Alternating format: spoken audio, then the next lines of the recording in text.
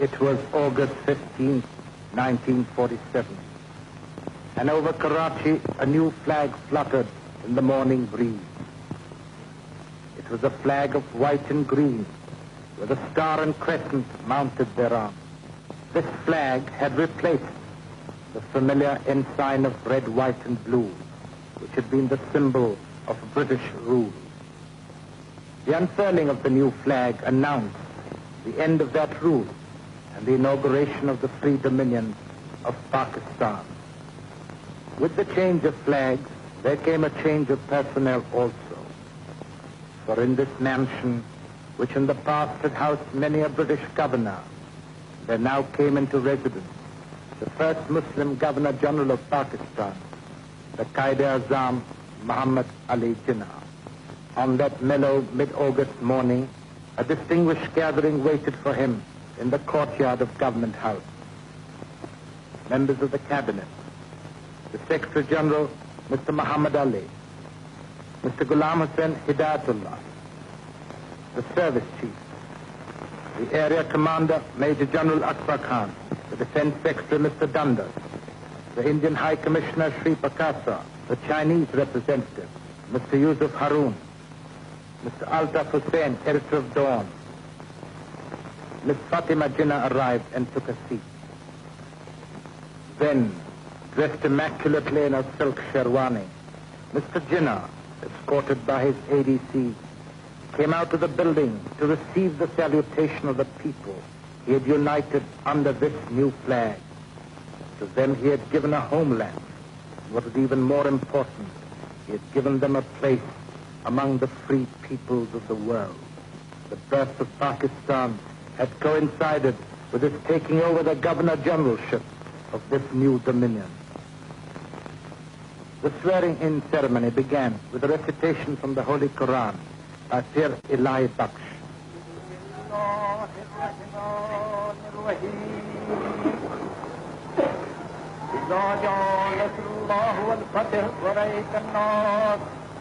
يدخلون في دين الله أفواجا فاستغفره بحمد ربك واستغفره إنه كان توابا.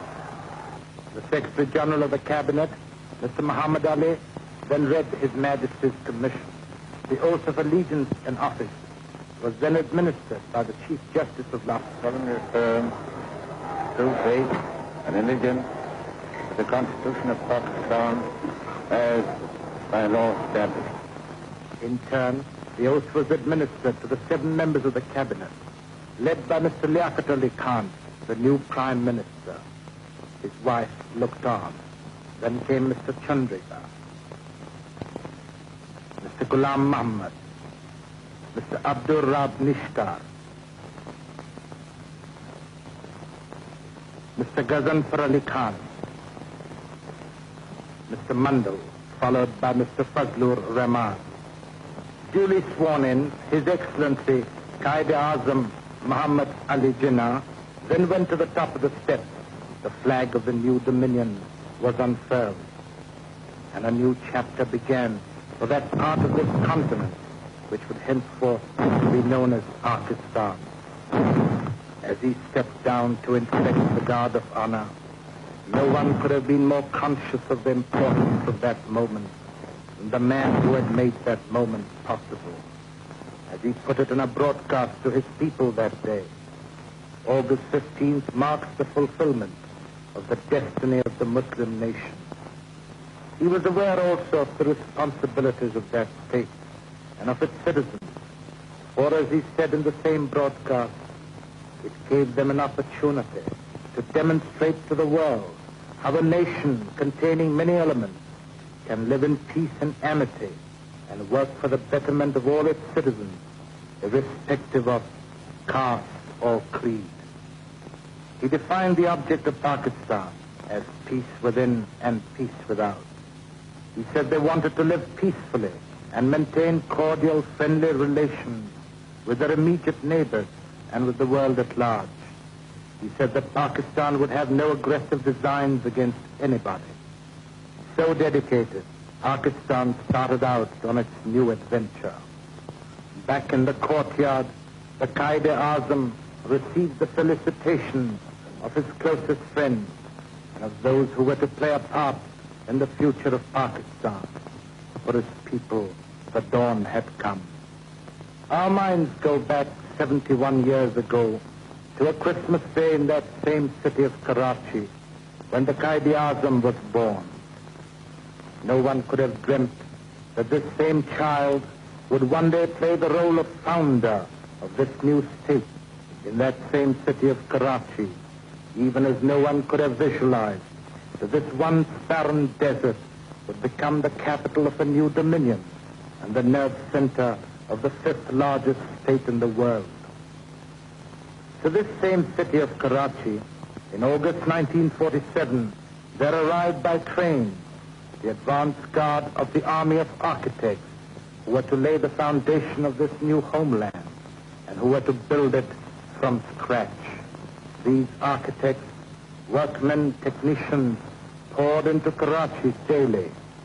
All these incidents, this enthusiasm, this concentrated effort was a sequel to the statement of the British government on June the 3rd, 1947, when His Majesty's government announced the plan for the partition of India and for the creation of two dominions. On that occasion, speaking over the radio, Mr. Jinnah said, "We must remember that we have to take momentous decisions and handle grave issues facing us in the solution of the complex political problems of this great subcontinent inhabited by 400 million people. The world has no parallel for the most onerous, difficult task which we have to perform.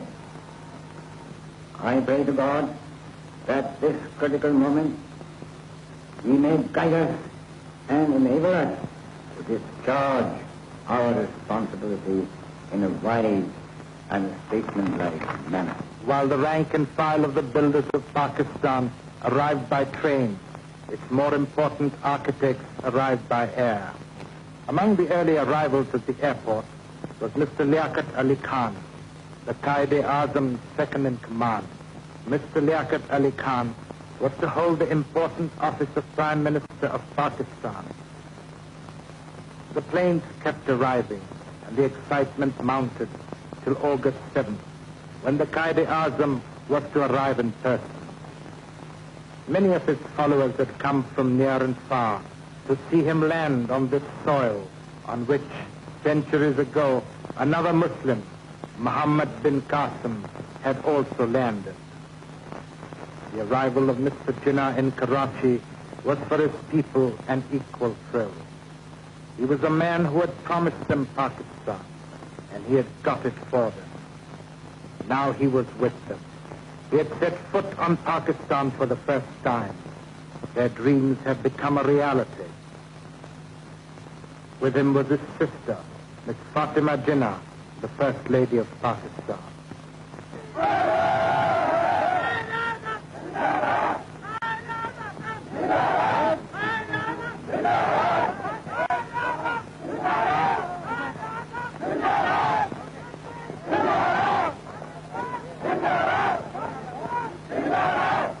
Soon after his arrival, the Quaid-i-AZAM was at work in his office, attending to the many details on which his decision and guidance were sought.